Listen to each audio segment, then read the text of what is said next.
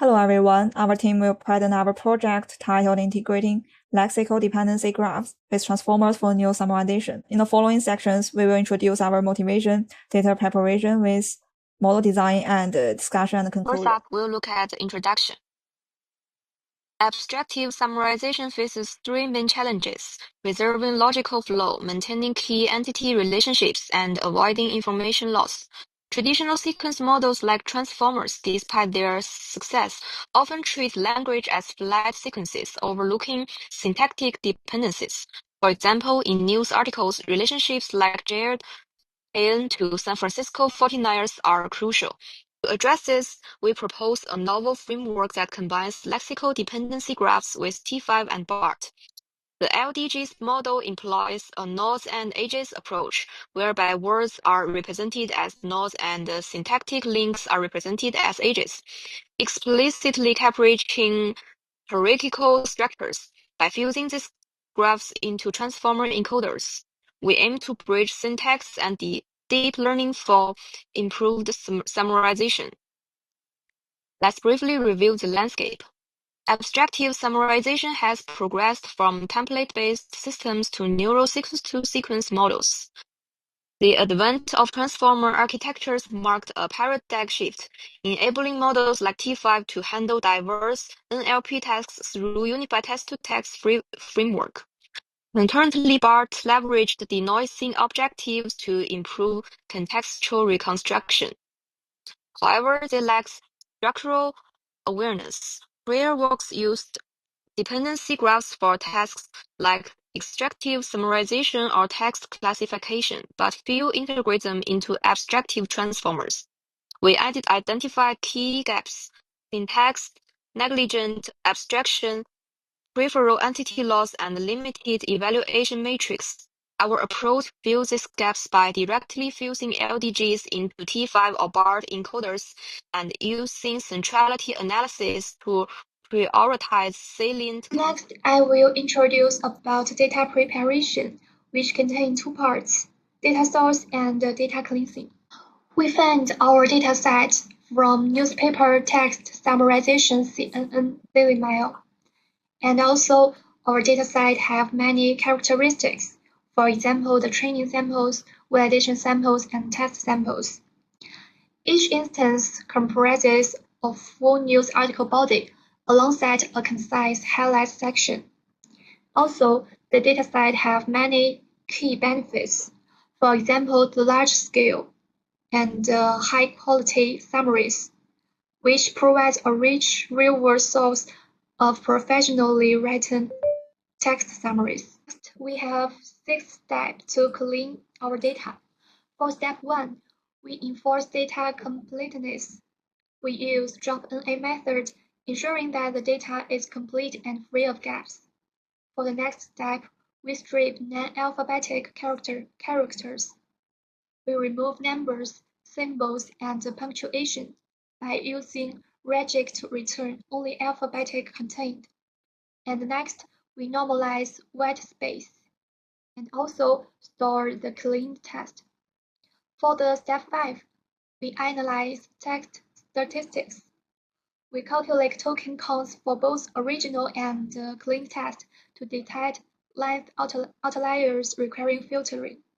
And finally, we generate final output, which making it ready for downstream analysis and modeling. In Chapter 4, we will introduce model design, result evaluation, and output presentation. The first model is an ensemble summarization system using two popular pre-trained models, T5 and BART. We generate summaries separately with each model and then select the best output using a voting mechanism. T5 is a text-to-text model that unifies all NLP tasks into a single format, input text to output text. It is well suited for abstractive summarization, while BART combines a bidirectional encoder like BERT and an autoregressive decoder like GPT, making it effective for sequence generation. In our workflow, both models generate candidate summaries from the same input. Then the voting mechanism selects the best quality summary as the final output. We evaluated summarization quality using three metrics, RUGE 1, 2, and L. while root 1 measures unigram overlap, root 2 evaluates bigram accuracy, and root L reflects the consistency of the sentence structure. Here is a sample from the dataset. The first one is reference human written summary, and then output by the T5 model. The last one is generated by ensemble model. As you can see, ensemble summary is the best performing version. While keeping the facts accurate, it also adds background information and commentary sentences, which is closer to human expression, and has strong abstract summary capabilities, making it an ideal goal for generative summarization. I'm going to introduce the second model with using broad full text processing and sentence generation. The second model is designed around 5 key modules: data cleaning, tokenization, and part-of-speech tagging, word statistics, network graph, and the sentence generation. For the data cleaning and the tokenization part, we use the same method as the model 1. We use the spicy English model as the input for the subsequent model. And for the data visualization part, we use bar charts and network graph to visualize the results.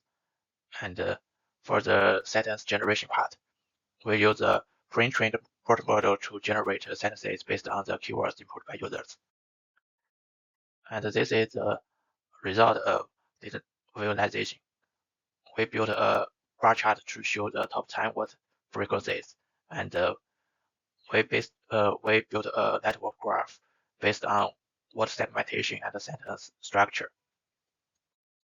For the sentence generation part, the model requires users to input some keyword information, and it retrieves information based on this keyword and provides 5 sentences for users to refer to.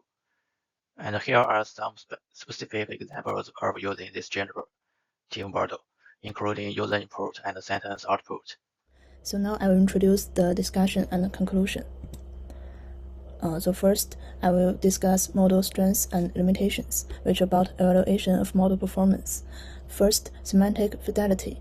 LDG enhances entity relationship retention, which improves 34% root L, but abstract generation may sacrifice detail fidelity. Second, structural modeling. Syntactic hierarchy explicit coding enhances coherence, but co-occurrence networks ignore long-distance dependencies. Third, computational efficiency. Integrated models enhance the robustness of generation, but they consume a large amount of training resources and are difficult to scale in a lightweight manner. So this is the results contrast between original model and improved model. And then I will discuss the future work. First, lightweight adaptations. It can address the issue of high computing costs, restricting actual deployment, and lower the resource threshold for LLM to integrate syntactic knowledge. Second, cross-domain generalization capability verification. It can solve the problem of ambiguous clustering boundaries in the news field and explore the transfer of structured language knowledge in professional fields. Third, innovation of the grammar-sensitive evaluation system. It can solve the problem that Roche neglects syntactic fidelity and establish an evaluation standard that takes into account both semantics and grammar. And then I will discuss the contributions. I listed 3 items of innovations of the research.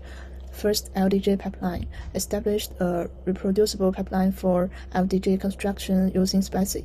Second, fusion mechanism introduced a novel mechanism to augment transformers with syntactic graphs. Third, ensemble strategy demonstrated the synergistic performance gains of combining T5 and BART, and the potential areas for future work. First, lightweight adaptations, developing lightweight versions for better efficiency in large language models. Second, cross-domain applications, applying the framework to different domains to test its generalizability. Third, evaluation protocol refinement, improving evaluation methods to better measure structural coherence. That's all. Thanks for your listening.